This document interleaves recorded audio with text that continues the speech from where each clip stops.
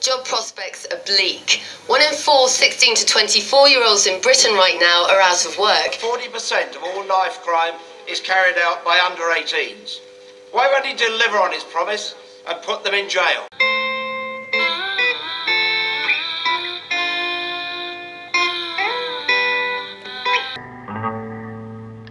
We have come to a stage in British culture where we are scared of our young people.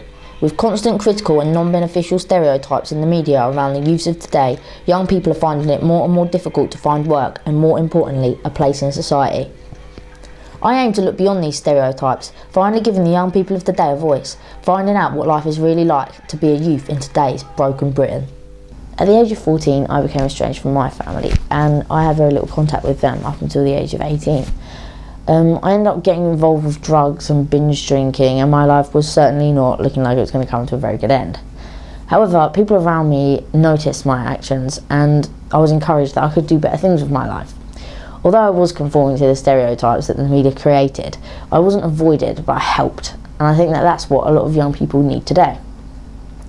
I managed to sort of turn my life around and get into university where I'm making this film, where I want to sort of discover whether or not these stereotypes of young people created by the media is having negative effects on society that is making it more difficult for young people to be accepted by society. It's no surprise after headlines like these where young people are referred to as feral and out of control, words which would normally be used to describe animals, that society is beginning to fear its youth.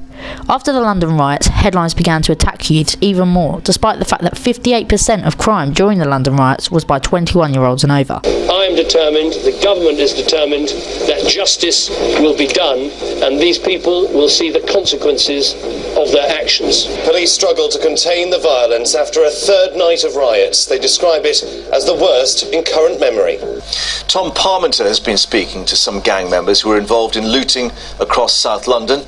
They appear to show no remorse, saying they had no choice as society had let them down.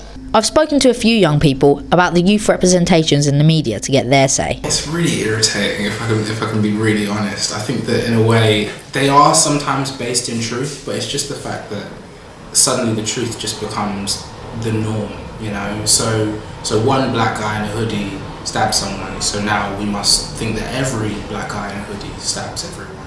And the fact that to a certain degree the media, in the way that they talk about young people, it suddenly turns from teens to yobs to thugs to asbos, and it soon almost dehumanises them to the point where they're not even people. They're just young. They're just feral. They're just rats. They're just what? They're not even human beings anymore. I've arranged an interview with MP Tim Lawton to get more of a political view on the situation. It's a real problem, it's a real issue, and it's something I've always banged on about for years and years and years. Children and Young People Now magazine did a survey some years ago where they identified 71%, I think it was, of stories about young people in the media are negative, mostly around antisocial behaviour, crime, getting into trouble, blah, blah, blah.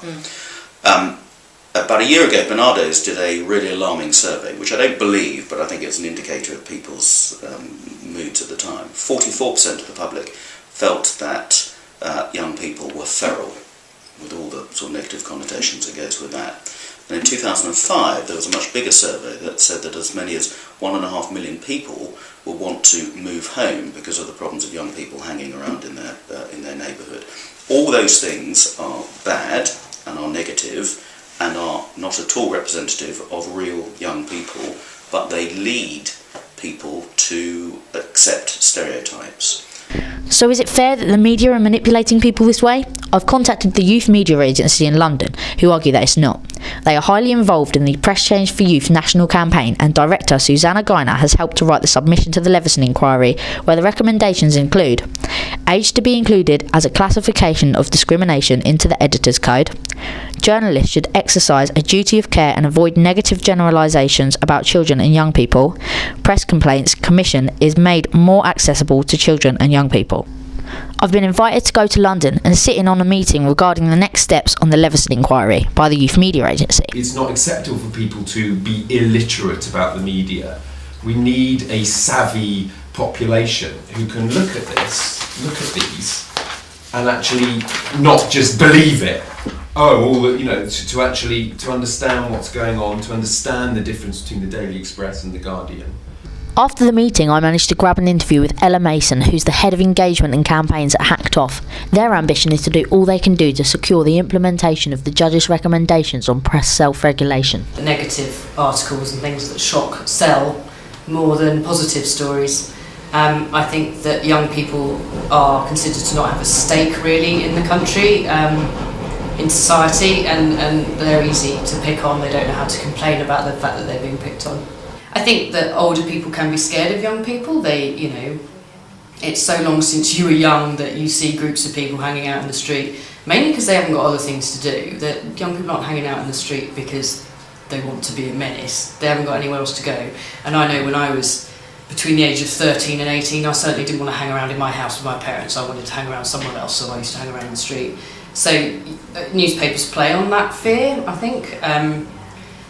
It seems to me in the media there's sort of only a couple of types of young people. There's sort of angelic young girls who are kidnapped, or there's boys who are causing menace and doing terrible things. Do you think that printing positive stories on young people will be more beneficial when giving young people sort of a purpose in society? Absolutely, it's fundamental. Role models are so important. They're important whatever background you come from. Whether if you're a woman, then to have female role models is really important.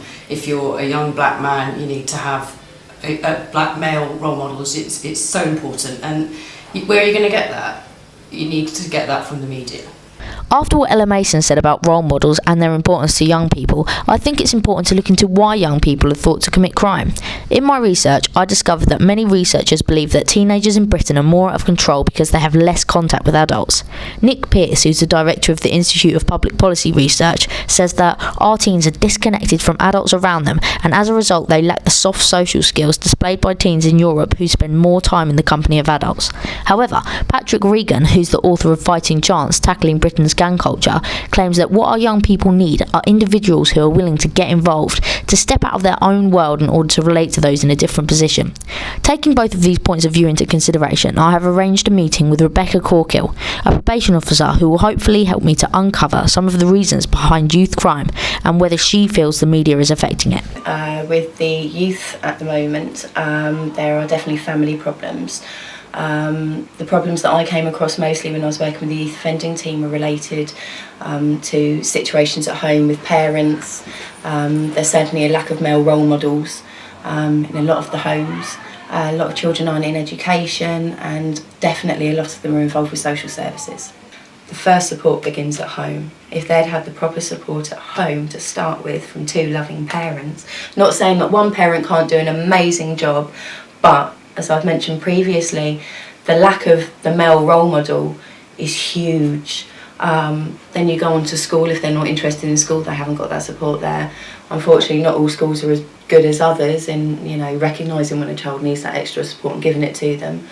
And then, of course, you're moving into when kids are teenagers, and it's been said for a long time that there's not enough for teenagers to do. Again, going back to when I was a teenager, there wasn't a lot for us to do.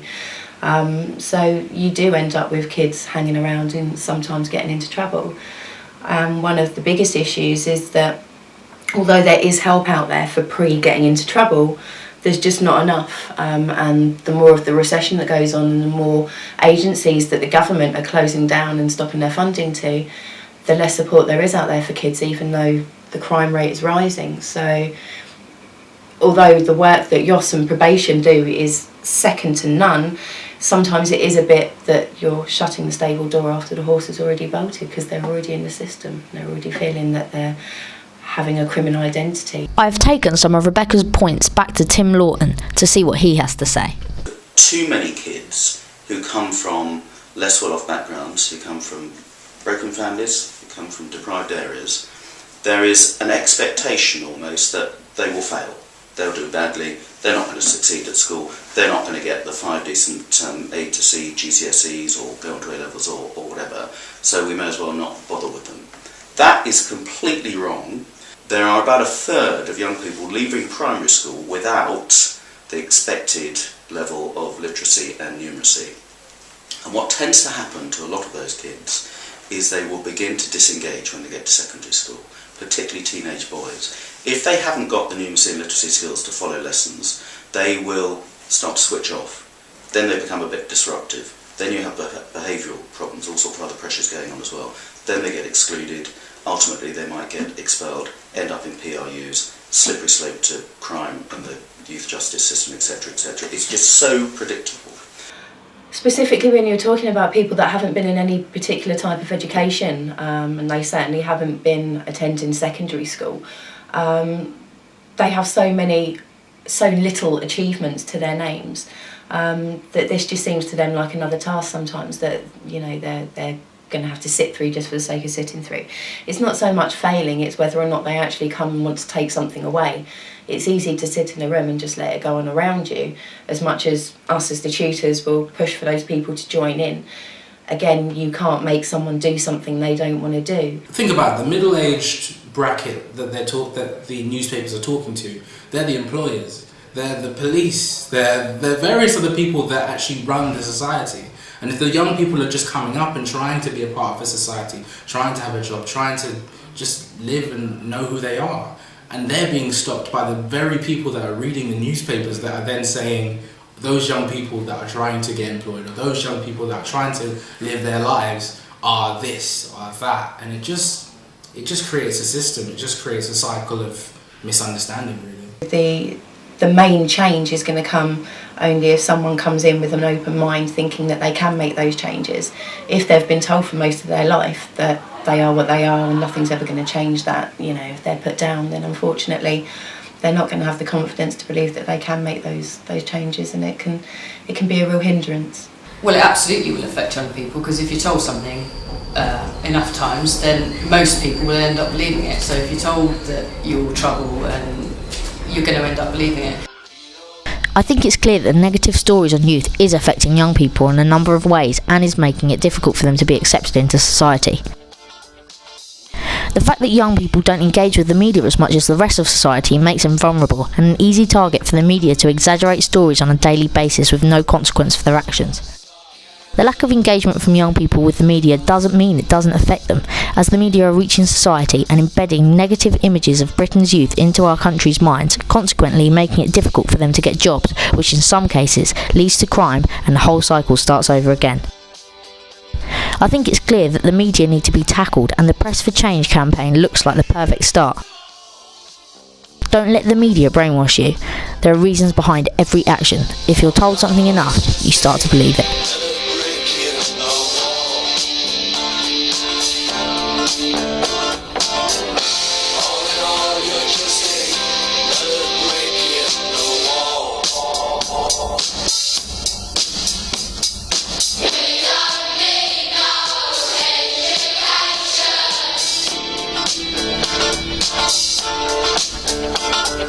We